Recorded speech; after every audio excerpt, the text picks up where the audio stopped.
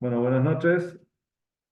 La parashá esta semana, Parashat Beshalach, nosotros vamos a ver entre el principio y el final como un estilo de contradicción, pero no contradicción entre dos cosas similares, sino como dos órdenes distintas de parte de Dios hacia nosotros. Pero antes de eso, vamos a hablar un poco de lo que pusimos hoy en el título, en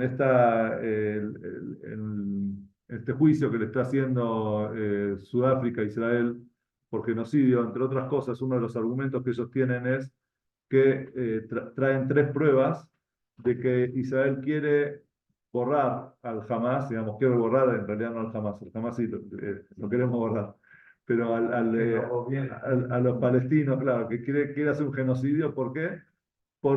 Primero trae la prueba de que Netanyahu mandó una carta a los Hayalim, ¿sí? A los Hayalim antes digamos, de salir, de ir al frente, y les puso, le dijo, Zahor et asher asá leja Amalek. Citó un versículo de la Torá que dice, recordá lo que te hizo a vos Amalek.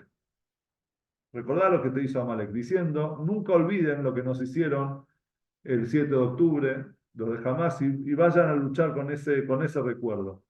Después un diputado que se llama Boaz Bismuth, citó un versículo en una de sus charlas, dijo, hay que borrar la memoria, el recuerdo de Amalek, ¿sí? Refiriéndose de vuelta a los palestinos. En realidad no a los palestinos, sino al Hamas. Pero diciendo, recuerden que hay que borrar el recuerdo de Amalek. Y tercero, trajeron, no sé, presentaron ahí un video de Hayalim bailando antes de ingresar a Gaza, cantando el versículo Mahotim Het Zeher Amalek. Borrar, borrarás la memoria de Amalek. Y de eso ellos agarraron para decir, fíjense, es un genocidio, ellos quieren borrar a Amalek. Como decir, como si fuese que los palestinos son Amalek, que no es así.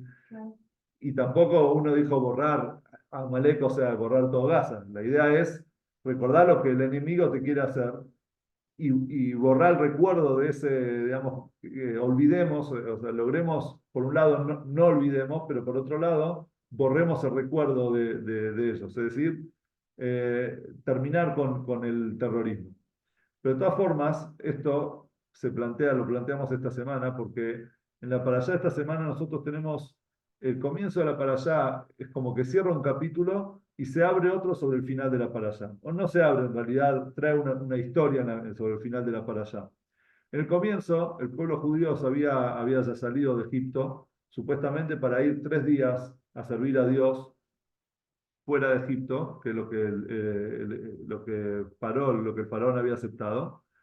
Pero el faraón mandó gente, digamos, espías o gente que los vaya controlando para ver hacia dónde va el pueblo. De repente, cuando ellos se dan cuenta que el pueblo pasaron 3 días y no estaban dispuestos a volver, no tenían la intención de volver, y además los vieron medios perdidos porque Dios no los llevó por el camino más corto, entonces ahí ellos le dicen, vuelven a parar y le dicen, escúchame, dos cosas. Primero, el pueblo no piensa volver.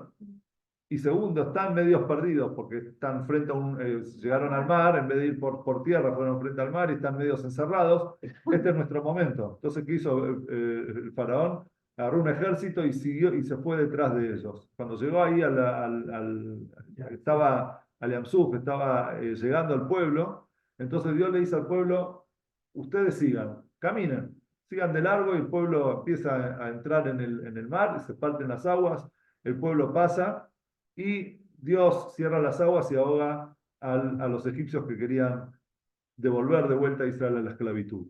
Y con eso se termina el capítulo de Egipto, que quizás es el capítulo central en nuestra historia, que lo tenemos en todos los kiddush, lo recordamos en todos los rezos, y decimos siempre, no solamente el faraón nos quiso exterminar, sino en cada generación y generación. Quiere decir que siempre lo recordamos el faraón, recordamos la esclavitud en Egipto y recordamos también la liberación.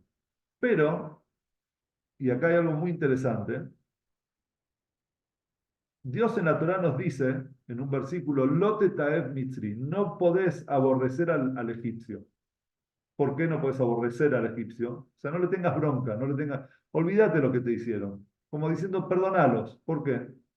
porque ellos te abrieron las puertas, porque vos fuiste extranjero en sus tierras. Ellos te abrieron las puertas en los momentos de hambruna. Entonces, como ellos te abrieron las puertas en los momentos de hambruna, es verdad que después te esclavizaron, te quisieron exterminar, todo lo que quieras. Pero una persona tiene que reconocer el bien que el otro te dio, y ese reconocer el bien significa no guardarle rencor, no guardarle bronca. O como dice el Talmud, de un pozo, un manantial del que tomaste, no le eches una piedra. O sea, no tires una piedra al manantial del que vos saciaste tu sed, del que vos has tomado. Pasa la parashá, bueno, nos cuenta ya como el pueblo judío estaba en el desierto, y sobre el final de la parashá, de esta semana, parashá de Shalach, de repente aparece, de la nada, otro rival del pueblo de Israel, que se llamaba Amalek. Amalek en realidad venía de tierras que no era donde estaba transitando el pueblo de Israel, el pueblo judío. Es decir, ellos se movilizaron hasta donde estaban los judíos para luchar contra ellos. Y de hecho, la Torá nos dice, el pueblo estaba en el camino y de repente te sorprendió en el camino, es decir, te interceptaron en el camino. Beatayef, Beagea, vos estabas cansado, estabas exhausto por el camino, es decir, estabas débil, y de repente vinieron ellos a luchar con vos. Y en la parashá de esta semana, Dios nos dice al final, después de qué fue lo que pasó, bueno, según el Midrash, ellos lograron alcanzar, digamos, es decir, matar a los que estaban, a los rezagados del pueblo, aquellos que por algún tipo de pecado habían sido apartados por un tiempo, y ya sea por lepra o por lo que sea, y a ellos los lograron atacar, pero cuando de repente el pueblo se dio cuenta que estaban siendo atacados por Amalek, Moshe le dice a Yoshua, le dice, armá un ejército, digamos, armá el pueblo y salí a luchar en contra de ellos. Y él que hizo, subió a un monte cuando él levantaba el brazo, el pueblo de Israel ganaba y dominaba a los amalequitas. Y cuando se le caía el brazo, de repente se fortalecían los amalequitas. Entonces vino Aarón, les sostuvo el brazo, y Elazar les tuvieron el brazo a Moshe para que no se le caiga, hasta que lograron vencer a los amalequitas, y así el pueblo judío ganó esa guerra. Pero al final, después de haber ganado esa guerra, Dios le dice a Moshe algo raro, porque uno puede decir, bueno, fue una guerra que de hecho no fue nada al lado de lo que había pasado con Egipto, por ejemplo, fuimos esclavizados y también nos persiguieron y todo, ni tampoco esto parece nada al lado de lo que pasó posteriormente con el pueblo de Israel, con otros enemigos que tuvimos, ya sean los babilonios, los persas, los griegos, los asirios, los romanos. O sea, hubieron muchos otros pueblos que la lucha contra ellos fue mucho más dura, más férrea, con más pérdidas. Sin embargo, solamente con Amalek, Dios dice algo que llama mucho la atención. Le dijo Dios a Moshe, escribí esto, voy a leerlo ya directamente en español, así no tengo que traducir yo. Escribe esto, o sea, lo que había pasado con la crueldad esa de Amalek, como recordatorio en el libro, y hazlo saber a Yoshua, pues yo borraré totalmente la memoria de Amalek. Es decir, Dios se lo toma personal. Yo borraré la memoria de Amalek. Y escribí esto que quede asentado, ¿no? Asentado. Eh, bueno, bueno, termina diciendo, Hashem tendrá guerra contra Amalek de generación en generación. Es decir, Hashem se preocupa él mismo borrar la memoria de Amalek. Muchas parashot después, en el libro de Dvarim, en el Parashat Kitetse, Moshe le habla al pueblo de Israel y les dice lo siguiente, y esto lo leemos nosotros todos los días en el rezo a la mañana, y también hay además de lo que se lee acá en la parashá, hay un Shabbat especial en el año, se llama Shabbat Zahor, el Shabbat del recuerdo. ¿Por qué se llama el Shabbat del recuerdo? Porque aparte de la lectura semanal de la Torá, se le agrega, se agrega una parte que es este pequeño extracto de 3 versículos que hablan sobre el recuerdo de lo que nos hizo a nosotros Amalek. Y esa lectura en la Torá es obligatoria, es una de las lecturas obligatorias que la persona tiene que que escuchar durante el año. ¿Qué es lo que nos dice en Deuteronomio, en Devarim, en Parshat Kitetse?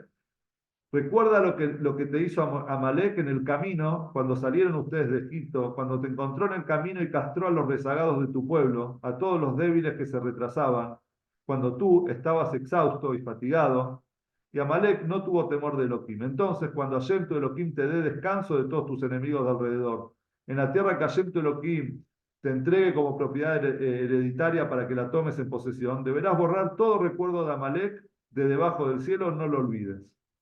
Es decir, llegará el día, porque no pasó esto todavía, cuando estén en la tierra, cuando ya no tengan enemigos, vas a borrar el nombre de Amalek debajo del cielo. Y esa orden no es de Dios, ya pasa a ser un tema no que Dios va a borrar, sino ustedes tienen que encargarse de borrar. Y de hecho, siempre que leemos esta para allá, Zahor, ¿qué hacemos cuando llega el Amalek? Marco, ¿no te acordás? Hacemos así con los zapatos, hacemos ruido con el zapato. Exactamente, borramos el recuerdo de Amalek. Y tanto lo borramos que lo recordamos todos los días.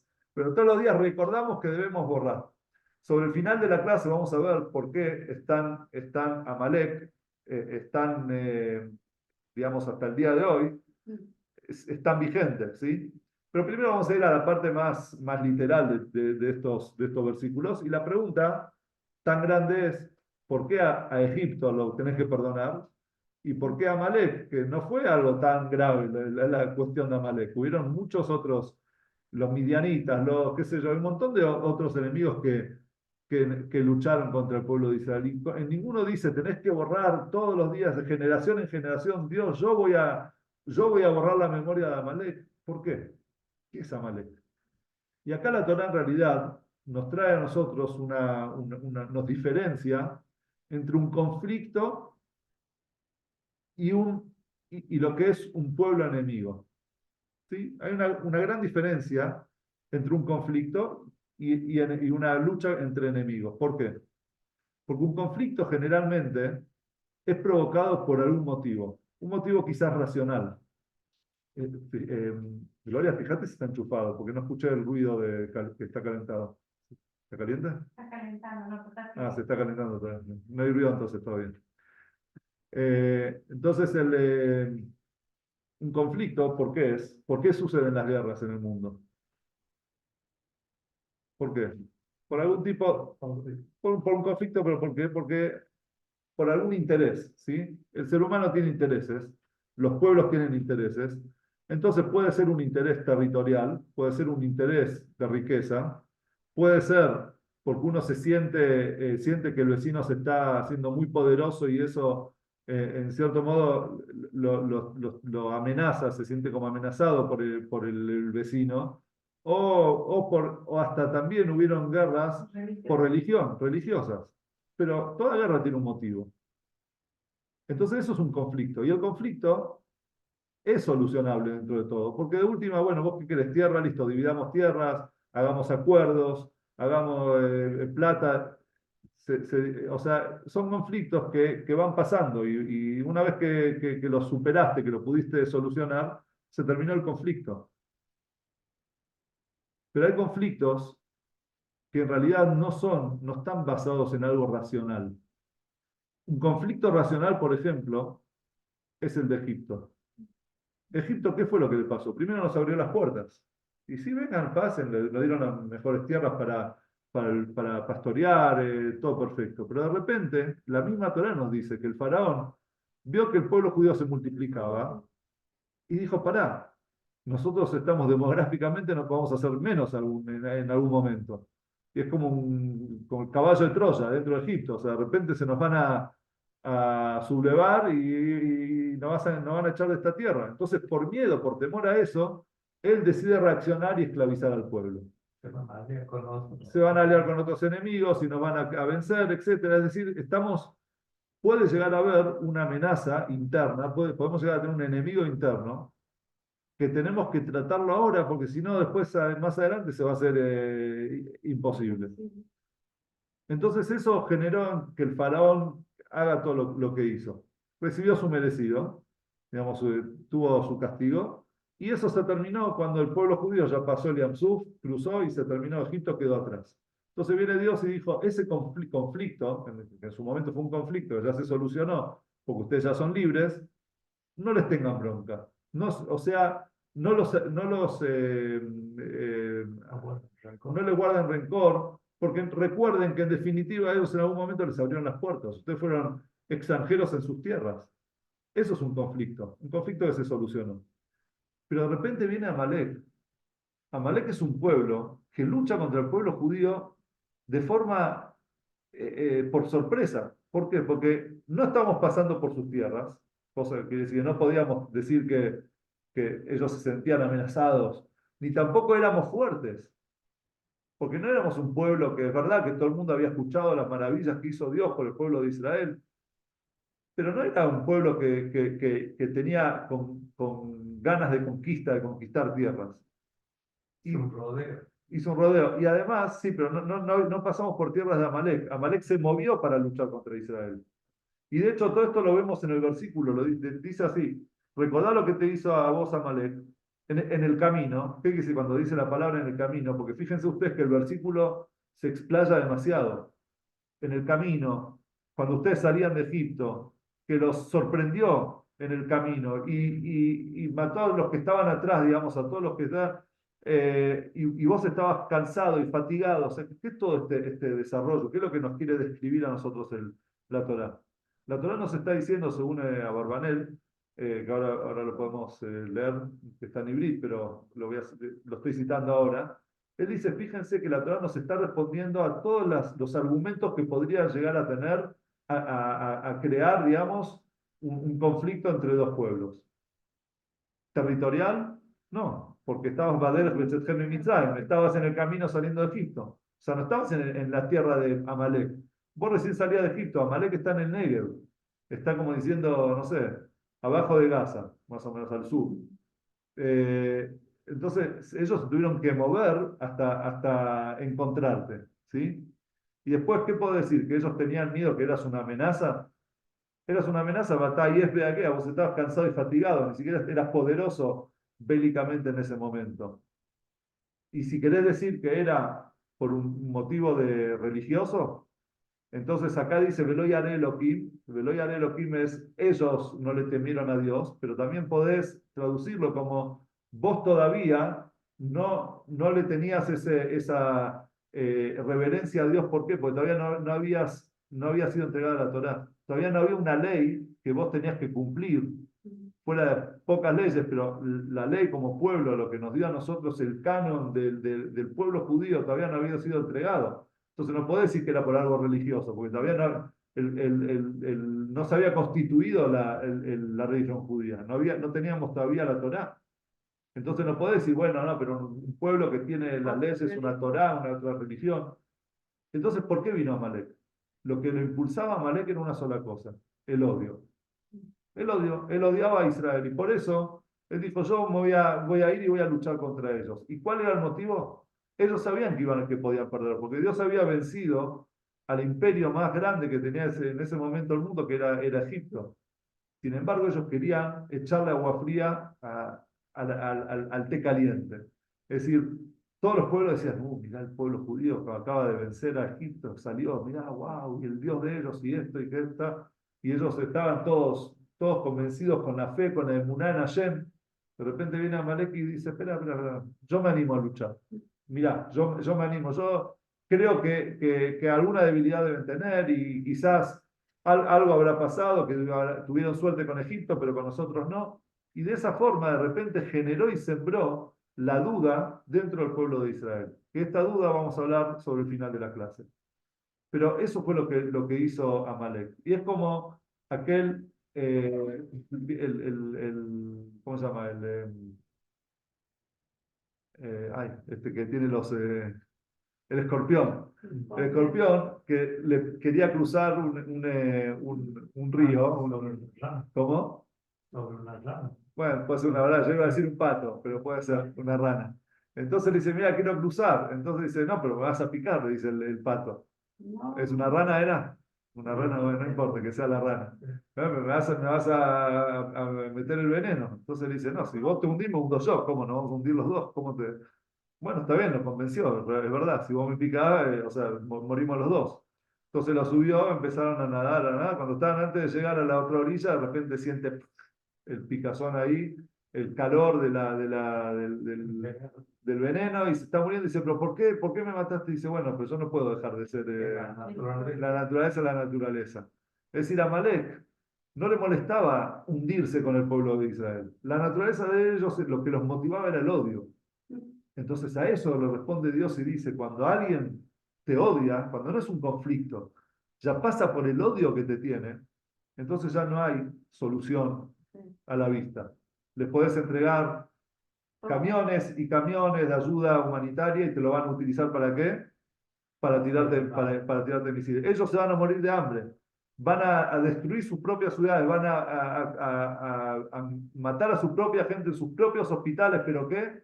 Ellos te van a matar de los tuyos también. Eso es lo único que a ellos los motiva. Entonces no es un conflicto, ya es un tema de odio. Entonces, ante eso viene la Torá y nos dice, Timjet de Amalek. Tenés que saber que Amalek siempre tenés que estar, recordarlo todos los días. No bajes los brazos, no bajes la guardia, porque apenas baje la guardia, va a venir ahí el veneno, el picazón, porque te odia. No es un conflicto. Le podés entregar tierras, le entregaste tierras, te fuiste de las tierras, se las entregaste totalmente a ellos, pero ellos te siguen odiando y le pasaste millones y millones de dólares para que construyan las ciudades de ellos, ¿para qué las utilizaron? Para armamento. Entonces, eso es Amalek. Entonces, ¿son ellos Amalek? No. No son descendientes de Amalek. Pero en la idea de Amalek, el concepto de Amalek sigue existiendo, que es aquel que te odia por lo que sos. ¿Sí? Entonces, dicho esto, cuando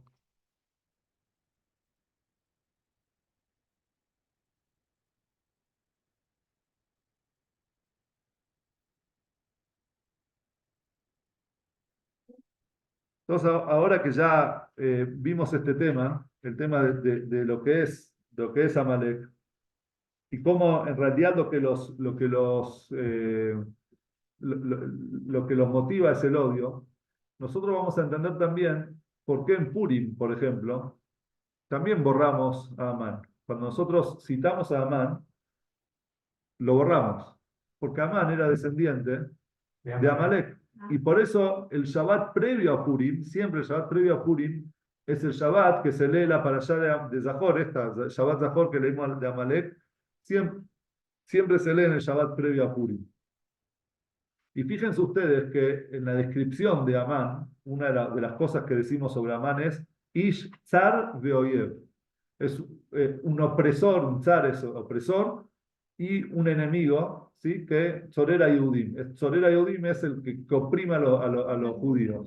Esa es la carta de presentación de Amán. ¿En qué otro lugar nosotros encontramos la palabra zar? Zar con tzadik, o sea, que opresor en un enemigo, es en Midian, los midianitas. Y tzorerim hem lahem, ellos son tzorerim, son opresores, los quisieron oprimir. Quiere decir que nosotros tenemos acá el pueblo de Midian. Extraño cómo se escribe. Extraño. Zar, Zar. con Zain. Con Zain Reish. Esto es Zar, de Zar es de angosto. Sí. Te oprime, es decir, te hacen de estrechez, digamos. Y en Midian era el otro pueblo que también fue enemigo de Israel. Lo conocemos por Bilam. Bilam era el profeta que fueron a luchar contra los judíos y no pudieron. Después dijeron, bueno, quiso maldecirlos y les salieron las bendiciones. Y después terminaron generando lo que ellos querían generar por medio de la seducción que mandaron a sus hijas a seducir a los judíos, etcétera. Bueno, pero Midian también dice la palabra Tzar, Tzorerim Em Lahem. ¿De quién viene Amán? Dijimos de Amalek. Tenemos Midian y tenemos Amalek. ¿Sí? ¿Cuál es la idea? ¿Qué es el punto en común entre los dos? Que era Midian y Amalek eran dos pueblos que eran dos pueblos que eran como la élite de todos los pueblos en ese momento. Primero Midian vemos que tenía gente, sus líderes eran líderes importantes, no solamente Moshe vivió en Midian antes de ir a Egipto, su suegro, Yitro, era Cohen Midian, era una persona, un sacerdote, una persona intelectualmente capacitado para poder guiar un pueblo y aconsejar a Moshe también de cómo tenía que guiar y cómo tenía que jugar al pueblo. Y también teníamos a Bilam. Bilam era el profeta de Midian. O sea, estamos hablando de una persona que estaba al nivel de Moshe, pero del lado de la impureza, en lo que era su capacidad de, de, de, Espiritual. de espiritual, no de espiritual, sino de nebuá, de profecía. Y, y por otro lado tenemos nosotros a Amalek. ¿Quién era Amalek? ¿Saben quién era Amalek? Amalek era bisnieto de Yitzhak, era como un primo nuestro, era un primo segundo. Yitzhak tuvo dos hijos, Jacob y Esaú. ¿Sí? Esaú tuvo un hijo que se llamaba Elifaz. Y Elifaz tuvo a Amalek. Quiere decir que en realidad él era primo segundo de las 12 tribus, de los 12 hijos de Jacob. Estamos hablando de una cercanía, era como un primo. Sin embargo, nos odiaban y decidieron salir a luchar contra nosotros.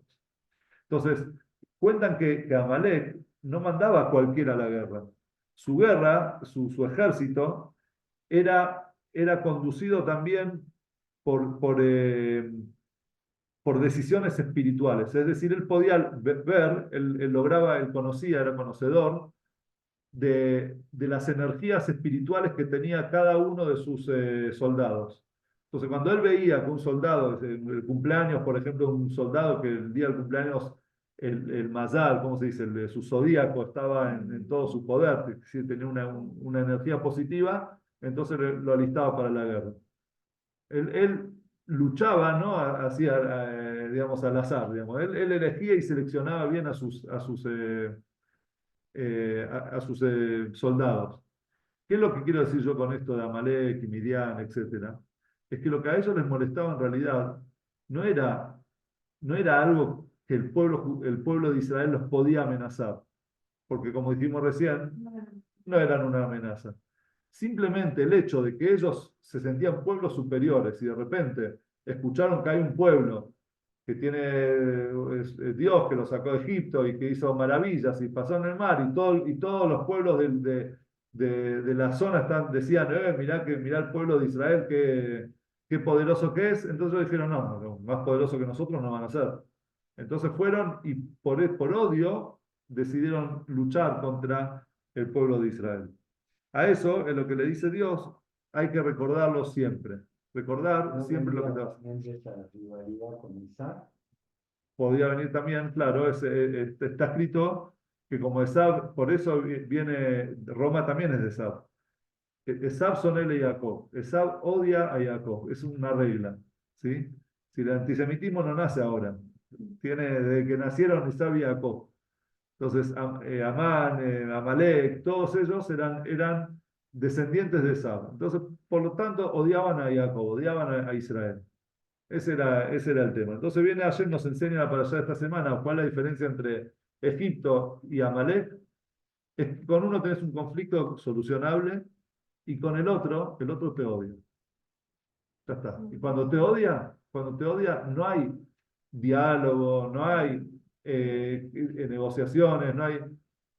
Y tenemos otro problema. ¿Cuál es el problema? Que nosotros, y Occidente en general, ve los conflictos desde los ojos de ellos, desde Occidente. Entonces creen que una guerra entre, por ejemplo, Israel y el Hamas es una guerra como cualquier otra guerra entre territorial, por ejemplo, no sé, entre otros pueblos, o una guerra en Occidente.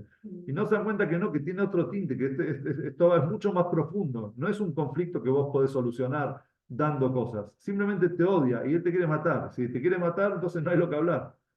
A Valor Vieja, a Ashkem Largó, dice la halajá, aquel que te viene a matar, adelantate y matalo vos. Es decir, no dejes no esperes a que gatille para recién ahí defenderte porque ya va a ser tarde. ¿Sí? Muy bien. Ahora vamos a pasar a otro plano más más místico y que en realidad es la parte principal, porque no venimos acá a hablar de conflictos de Medio Oriente, que ya vimos que no es un conflicto, ¿no? Pero no venimos a hablar del problema que vivimos allá, sino venimos a hablar del problema que tenemos acá, que vivimos acá, cada uno de nosotros. Cuando Dios nos dice que la lucha contra Amalek es de generación en generación, cuando Dios nos dice que tenés que borrar la memoria de Amalek debajo del cielo, y lo repetimos en todos los rezos y todos los días, cuando hoy en día ya no sabemos quién es Amalek. ¿Por qué? Porque vino Sanjerib y ya desparramó y mezcló todos los pueblos. Ya hoy en día ya no se sabe exactamente qué pueblo viene quién viene de dónde. Sí, salvo el pueblo judío, parte del pueblo judío, porque 10 tribus se perdieron, están mezcladas, tampoco se sabe dónde son, dónde están, cuál es el origen. El pueblo judío, dentro de todo, se mantuvo siempre con esa identidad, sabiendo que de dónde venimos, aferrados a la Torá, a nuestras tradiciones, y eso nos protegió a nosotros, o sea, cuidó de no perdernos, ¿sí? No mezclarnos de repente en el mundo y desaparecer. Pero la mayoría de los pueblos ya no se sabe cuál es el origen de cada pueblo, porque hubieron migraciones de un lugar a otro y costumbres y cambios de religiones y cambios de culturas, y que es muy difícil hoy identificar un pueblo. Entonces, ¿dónde está Amalek? ¿Y qué es lo que tenemos que borrar nosotros? La verdad es que Amalek, el concepto y la idea de Amalek es muy actual. Amalek tiene la palabra Amalek, que viene de Melicá. ¿Qué es Melicá? Melicá es cortar, desprender, digamos, separar la cabeza del cuerpo. Eso es cortar la cabeza, se llama Melicá. Amalek lo que quería era separar cabeza del cuerpo, no literal, sino desprender los sentimientos del conocimiento, de la racionalidad. Es decir, en otras palabras, sacarle el sentimiento a las cosas. Y también lo que quiso hacer Amalek, así como con el pueblo de Israel, era, era enfriar, ¿sí? Era enfriar al pueblo, era bajarle, o sea, quitarle al pueblo el entusiasmo que ellos sentían en el momento por haber salido de la tierra de Israel, por haber salido de Egipto, encaminarse hacia la tierra de Israel. Ellos quisieron frenar y echarle, digamos, frío a ese entusiasmo. Ese es el Amalek con el que nosotros luchamos hoy en día y de generación en generación, y que Dios nos dice lo tenemos que erradicar. Pero ese Amalek no está en un lugar, ese Amalek está dentro de cada uno de nosotros. Amalek, la palabra Amalek tiene el mismo valor numérico que la palabra Safek. ¿Qué significa Safek en hebreo? Duda. Dudas. Porque hay una gran diferencia entre una pregunta y una duda. Una persona puede preguntar, porque dentro de la pregunta existe una búsqueda. Y es una búsqueda muy noble, muy buena, importante, que es la búsqueda de la verdad, es la búsqueda de una respuesta. Estás buscando algo. Una duda no es una búsqueda de algo. Una duda es lo opuesto.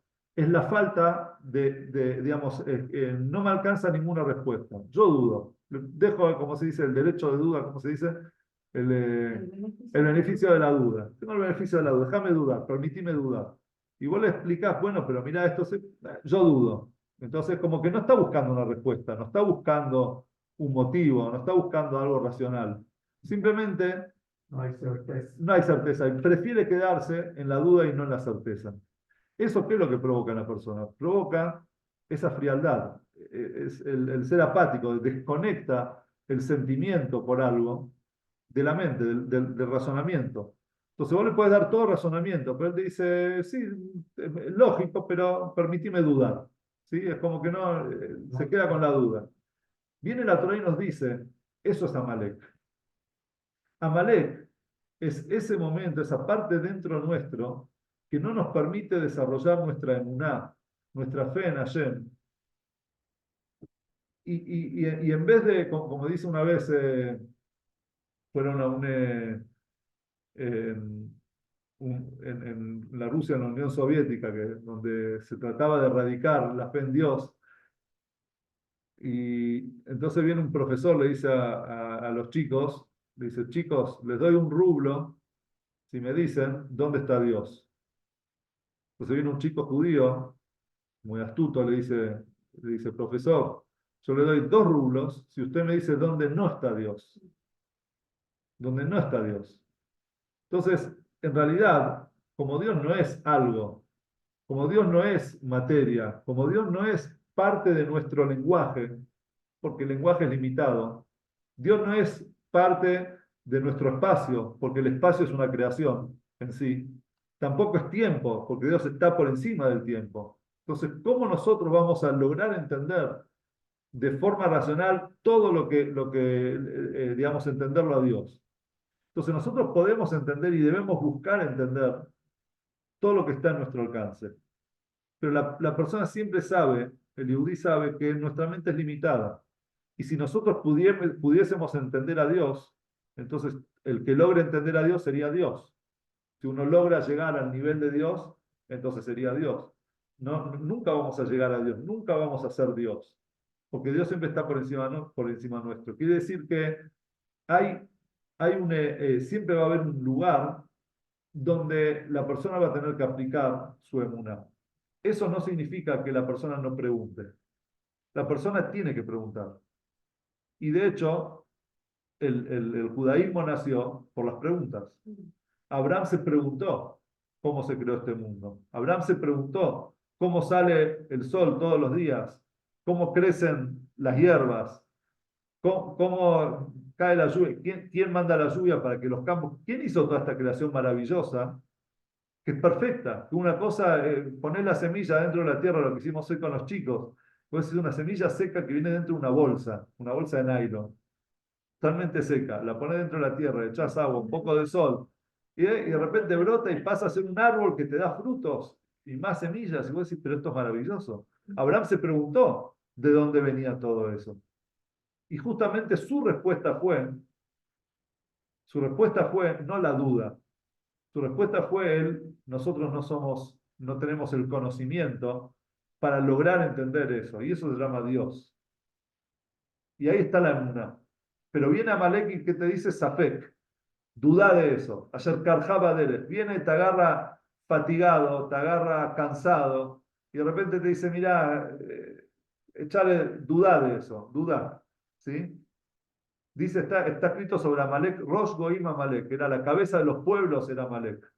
Rosh Goim Amalek, si agarramos las primeras letras de cada palabra, Rosh Goim Amalek, a ver Marcos, Rosh Reish, Goim Gimel, Ain Amalek, Rega.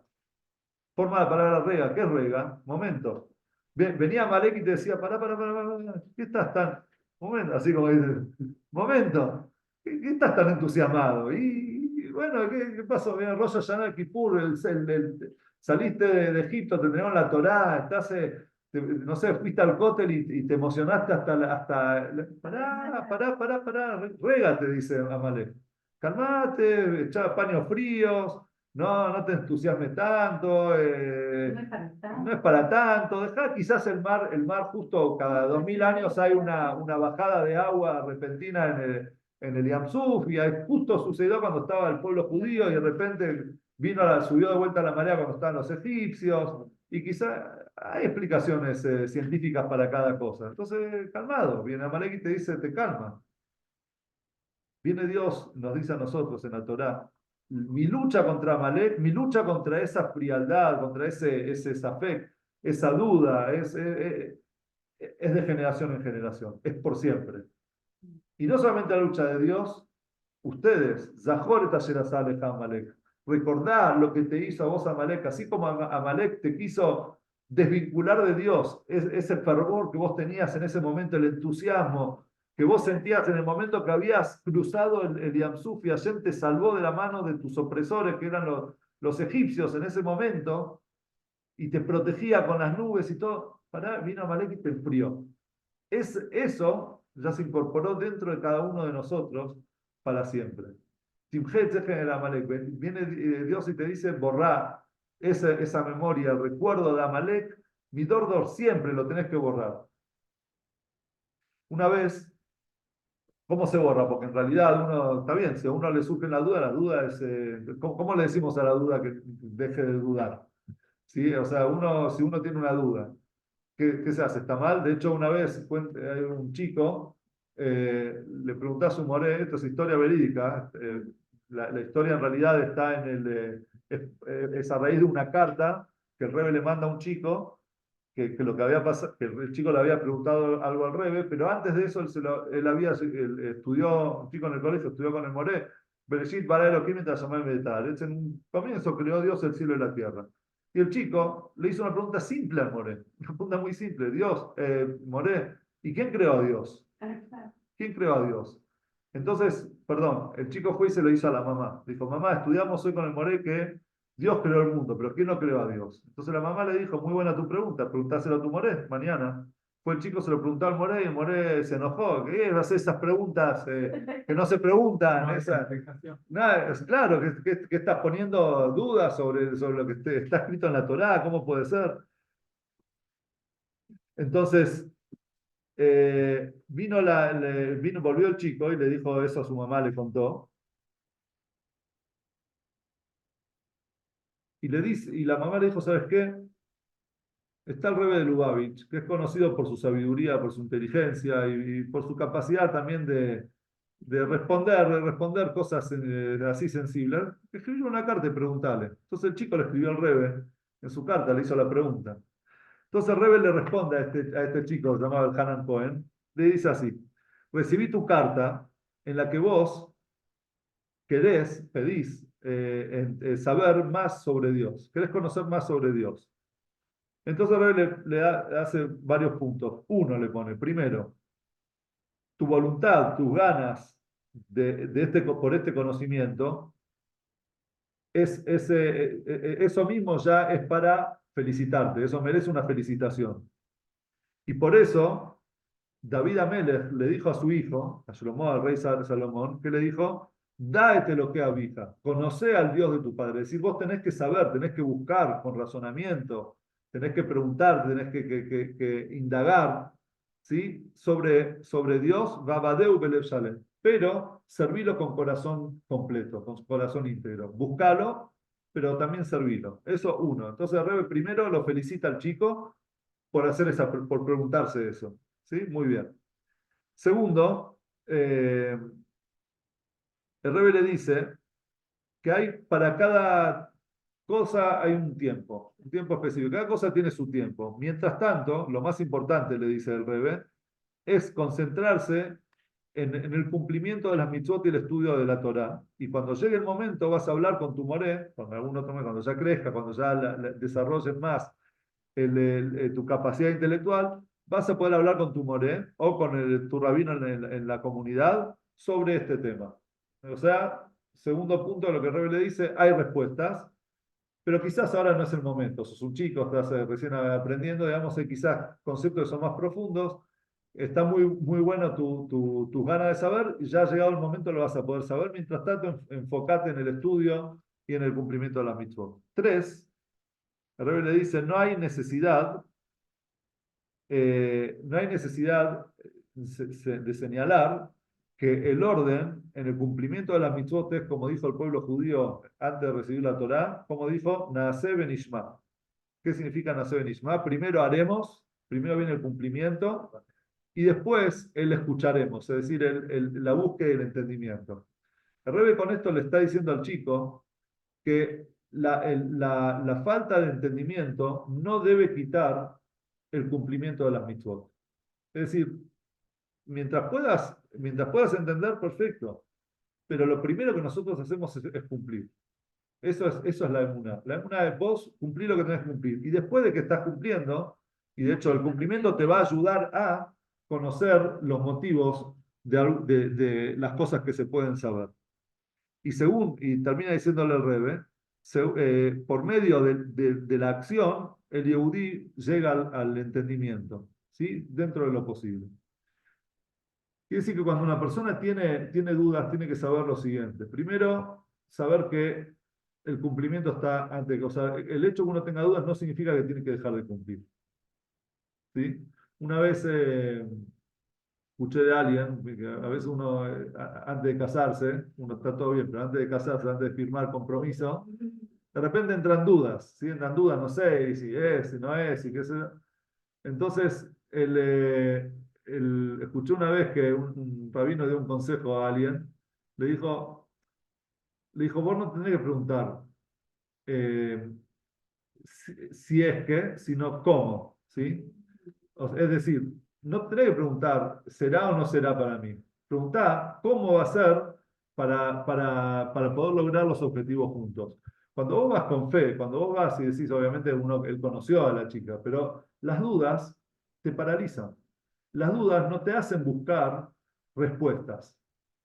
¿Sí? Entonces, si dudás, ay, si es, si no es, y si es, vos ponete, si vos viste que te pareció que saliste con la chica, tuviste, qué sé yo, bien, la conocés, sabés qué buena persona, que podés construir, que tenés un objetivo en común, y que los dos más o menos tienen la misma visión, la misma forma de pensar las cosas, entonces ya no te preguntes si eso no es. Preguntate cómo vamos a lograr ese objetivo juntos.